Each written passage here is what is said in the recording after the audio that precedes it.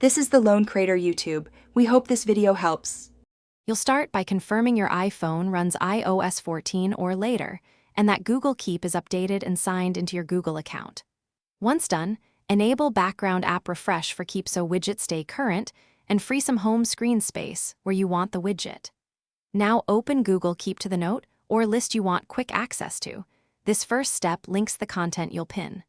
Make sure notes are organized before continuing. With your home screen in jiggle mode, tap the plus icon at the top and type Keep into the widget search.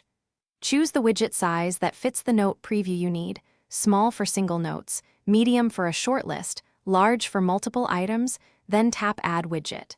Drag it to the exact page and position where you want instant access, and tap Done.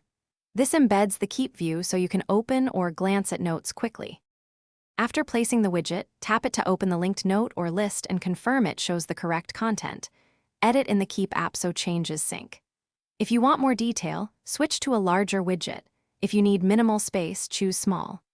If the widget appears blank or stale, sign out and back into Keep, force close the app, or restart the iPhone, then remove and re-add the widget. That usually resolves sync or permission hiccups quickly. Thanks for watching. Consider subscribing if we helped you.